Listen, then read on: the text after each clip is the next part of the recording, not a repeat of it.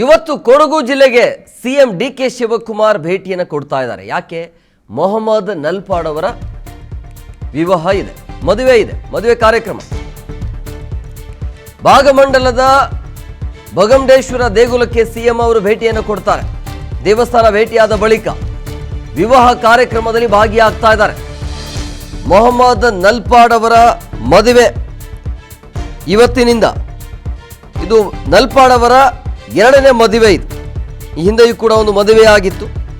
ಈಗ ಎರಡನೇ ಮದುವೆಯನ್ನು ಮಾಡಿಕೊಳ್ಳೋಕ್ಕೆ ರೆಡಿಯಾಗಿದ್ದಾರೆ ಮೊಹಮ್ಮದ್ ನಲ್ಪಾಡ್.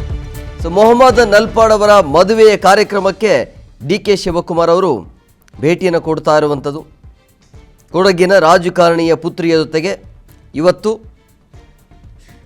ಮದುವೆ ಇರೋದು ಮೊಹಮ್ಮದ್ ನಲ್ಪಾಡ್ ಅವರದ್ದು.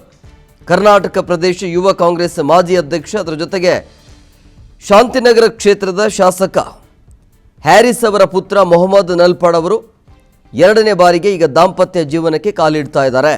ಕೊಡಗಿನ ಮಡಿಕೇರಿ ಸಮೀಪ ಇರುವಂತಹ ಪ್ರತಿಷ್ಠಿತ ರೆಸಾರ್ಟ್ ಅದು. ಅಲ್ಲಿ ಅದ್ದೂರಿಯಾಗಿ ವಿವಾಹ ಮಹೋತ್ಸವ ಆಯೋಜನೆಗೊಂಡಿದೆ. ಸೊ ಆ ಒಂದು ಕಾರ್ಯಕ್ರಮಕ್ಕೆ ಡಿ ಕೆ ಶಿವಕುಮಾರ್ ಅವರು ಹೋಗ್ತಾ ಇದ್ದಾರೆ. ಕೊಡಗು ಜಿಲ್ಲಾ ಕಾಂಗ್ರೆಸ್ ಸಮಿತಿ ಪ್ರಧಾನ ಕಾರ್ಯದರ್ಶಿ ಹಾಗೂ ಮಡಿಕೇರಿ ನಗರಾಭಿವೃದ್ಧಿಯ ಪ್ರಾಧಿಕಾರದ ಮಾಜಿ ಅಧ್ಯಕ್ಷ SI ಮುನೀರ್ ಅಹಮದ್ ಅವರ ಪುತ್ರಿ ಮಲಿಹಾ ಫಾತಿಮಾ ಅಂತೇಳಿ ಅವರೊಂದಿಗೆ ನಲ್ಪಾಡ್ ಅವರ ವಿವಾಹ ಇದೆ.